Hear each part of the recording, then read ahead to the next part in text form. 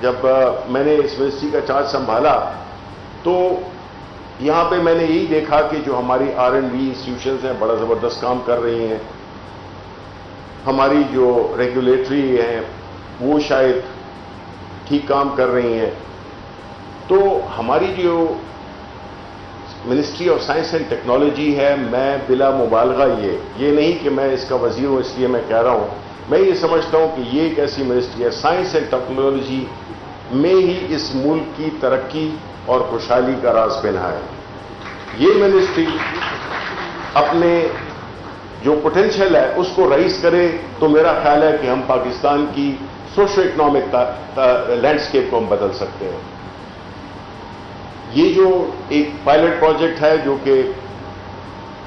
شروع کیا ہے ایرڈ یونیورسٹی کے ساتھ، یہاں میں کہتا چلوں کہ جو میری top priority prime minister Imran Khan کی انسٹرکشن کے مطابق ہے وہ یہ ہے کہ ہم نے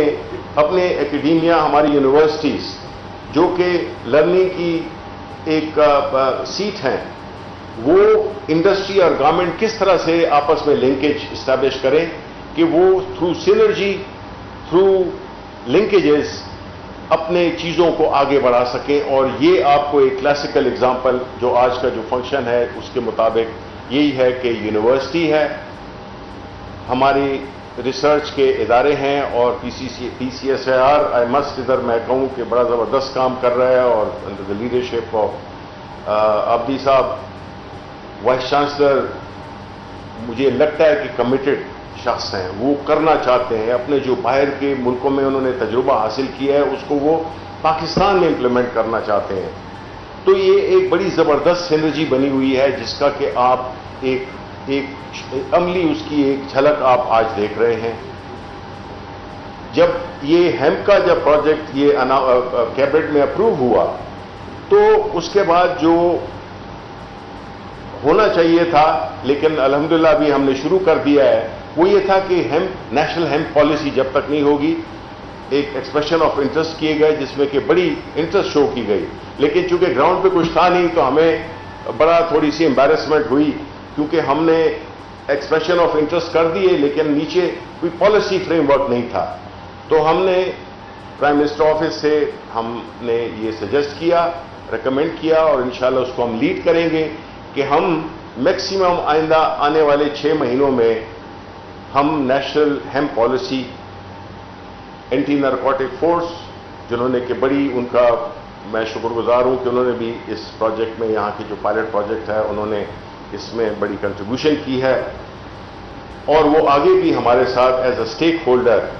کیونکہ ہمارا کام ہے فیسیلیٹیٹ کرنا، جو انویسٹر آئے اس کو فیسیلیٹیٹ کرنا، نہ کہ اس کے راستے میں رکاوٹیں ڈالنے کہ آپ ادھر جائیں، ادھر سے NOC لیں، ادھر سے NOC لیں، ادھر سے NOC لیں۔ اس دوران میں جو انویسٹر ہوتا ہے وہ بھاگ جاتا ہے اور وہ آپ کا ایک نیگیٹو پروپیگنڈا کر رہا ہوتا ہے پوری دنیا میں، جس سے کہ ڈبل نقصان ہوتا ہے۔ تو ہم commerce ministry, anti narcotics ministry اور فوڈ منسٹری ہم مل کے ایک پالیسی بنانے جا رہے ہیں جس سے کہ تقریباً مکمل طور پہ اس انڈسٹری کو ہم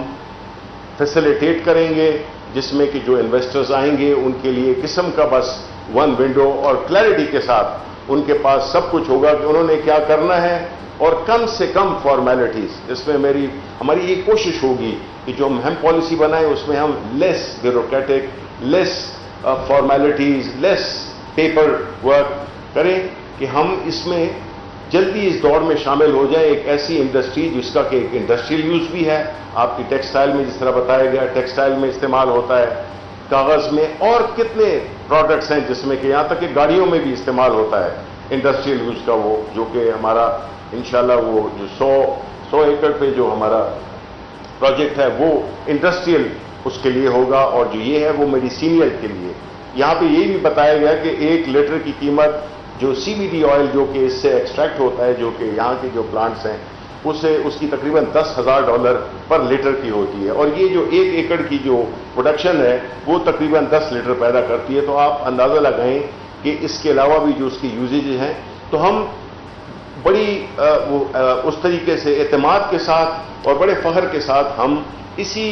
فصل کو جو کہ تھوڑی نیگیٹو کونوٹیشن رکھتی تھی، لیکن دنیا بھر میں اس کا ایک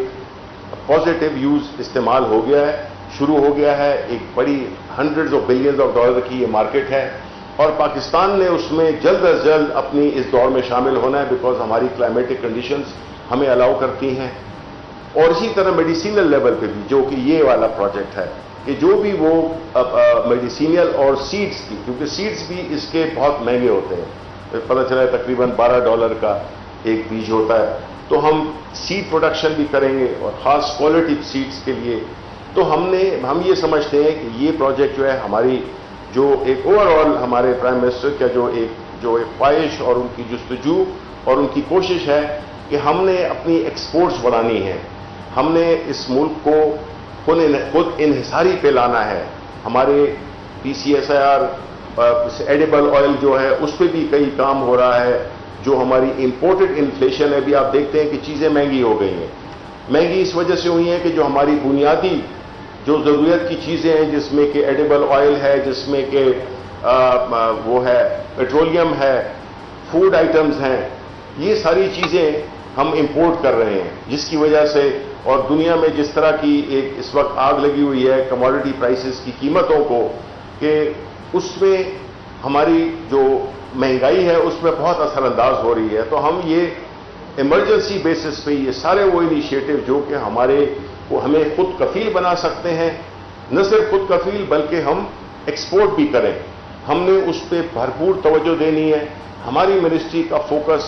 100% یہی رہے گا. اور اس کے ساتھ ساتھ میں یہ بھی بتانا چلوں کہ مجھے بڑی خوشی ہو رہی ہے کہ ہم ایک بڑا ہی اہم پروجیکٹ شروع کرنے والے ہیں، وہ ہے ایگرو بایوٹیک پارک کا. اس میں بھی یہ بھی ایک بہت ہی ایک پازیٹیو اور ایک بڑا ہی زوردار قسم کا یہ ایک پروجیکٹ ہے، جس سے کہ ہماری جو خاص طور پہ جو بھی ہماری جو ایگری بیسڈ چیزیں ہیں وہ اس پارک میں، اور نئی ٹیکنالوجی کے ساتھ، نئے ایکسپیریمنٹس کے ساتھ. مجھے بڑی خوشی ہوئی یہاں کے آپ کے آفیسر سے بھی مل کے، انجینئر صاحب جو کہ وہ اپنے جو ایگریکلچر آفیسر ہیں، جس طرح سے وہ ان چیزوں کو، ہائیڈروفونکس کو جس طرح سے وہ ڈیولپ کر رہے ہیں. ہائیڈروفونکس ایک بہت ہی اہم جزء ہے اس انسٹالیشن کا، جس میں کہ ہائیڈروفونکس ایسے ممالک اسکینڈینیوین ہیں جن کی کہ صرف جو ایگریکلچر، حالانکہ وہ ہمارے لاہور سے بھی چھوٹے ہیں، لیکن ان کی جو ایگریکلچر ایکسپورٹس ہیں وہ $100 بلین سے زیادہ ہیں. سو ہم نے یہی کرنا ہے. اللہ تعالیٰ نے ہمیں ہر موسم دیا ہے، لینڈ بھی دیا ہے، پانی بھی دیا ہے، موسم بھی دیے ہیں، تو ہم نے اس کا فائدہ اٹھانا ہے. اور اس میں ہم نے بھرپور اپنی ایک جسے کہتے ہیں نا ریلیجس کمٹمنٹ کے ساتھ، کیونکہ اس ملک، یہ ہمارا ملک ہے، اسی نے آگے جانا ہے. اس کو اگر ہم لولے رنگلے طریقے سے چلاتے رہیں گے تو بھی ہماری چوائس ہے، اور اگر ہم اس کو ایک خوددار قوم کی طرح، جس کی جب اکنامیکلی ہم لوگ سٹیبل ہوں گے، اکنامیکلی خوشحال ہوں گے، ہماری فورن پالیسی بھی اس پہ بھی وہ اثر انداز ہوگی. ایسا ملک جو کہ مختلف مشکلات کا شکار ہو، خاص طور پہ معاشی، اس کی جو فورن پالیسی مینجمنٹ ہے وہ بہت مشکل ہوتی ہے. ایز دے سے بیگرز آر ناٹ چوزرز. تو ہم نے ایک جہاد کے طور پہ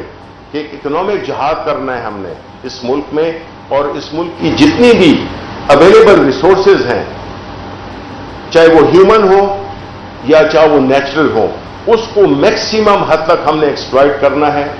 کیونکہ ہمارا ملک اسی وقت ایک انٹرنیشنل کمیٹی آف نیشنز میں ایک خوددار، اور ایک جس طرح کے ہمارے پرائم منسٹر جس متانت سے، جس پرائڈ کے ساتھ وہ ہمیں ریپرزینٹ کرتے ہیں، تو ایز اے پاکستانی میں تو پراؤڈ فیل کرتا ہوں کہ آئی ہیو اے لیڈر جو کہ کسی کے سامنے نہ جھکتا ہے، نہ ایک ایسے اس کے باتیں ہوتی ہیں. وہ پاکستان کی نیشنل انٹرسٹ کو ہمیشہ مقدم رکھتے ہیں، اور ان کی جو شخصیت ہے اس نے بھی ہماری فورن پالیسی سے آلریڈی ایک بڑا پازیٹیو امیج دیا ہے، جس میں کہ وہ ایک کریڈیبل لیڈر سمجھے جاتے ہیں، جس میں کہ ہمارے ملک کی جو بھی انٹرنیشنل لیڈرشپ کے ساتھ جو بھی ہماری انٹریکشن ہوتی ہیں اس میں ہمارا بڑا پازیٹیو اثر پڑا ہے. تو میں آخر میں ایک بار پھر دل کی گہرائیوں سے، کیونکہ واقعی مجھے بڑی خوشی ہوئی ہے یہاں پہ آ کے آپ سب لوگوں سے مل کے، کہ میں سمجھتا ہوں کہ یار آپ وائس چانسلر صاحب اسی کمٹمنٹ کے ساتھ آپ لگے رہیں جس طرح کے آپ لگے ہوئے ہیں، عبدی صاحب، اینٹی نارکوٹکس ہمارے جوائنٹ سیکرٹری صاحب، جتنے بھی لوگ اس کے اسٹیک ہولڈرز ہیں، پلیز اس کو ایک ملک کا منصوبہ سمجھیں، یہ کسی سیاسی پارٹی کا منصوبہ نہیں ہے، یہ ملک کا ہے۔ آپ اپنی پوری کوششیں کریں، ہم انشاءاللہ پالیسیز بنائیں گے، اور ایسی پالیسیز جو کہ اس مقصد کو حاصل کریں جس میں کہ بنیادی جو اینڈ مقصد ہے وہ ہے کہ پاکستان کو ایک خوددار، خوشحال ملک بنانا ہے ہم نے۔ بہت بہت شکریہ آپ کا۔ یوٹیوب پر گوگلی ٹی وی دیکھنے کے لیے youtube.com کی سرچ بار میں گوگلی ٹی وی ٹائپ کریں۔ گوگلی ٹی وی کے پیج پر سرخ رنگ کے سبسکرپشن والے بٹن پر کلک کرنا نہ بھولیے۔ یوٹیوب پر اپلوڈ ہونے والی ویڈیو سے باخبر رہنے کے لیے بیل آئیکن پر کلک کیجیے۔ آپ کو ہر نئی آنے والی ویڈیو کے بارے میں نوٹیفیکیشن موصول ہو جائے گا۔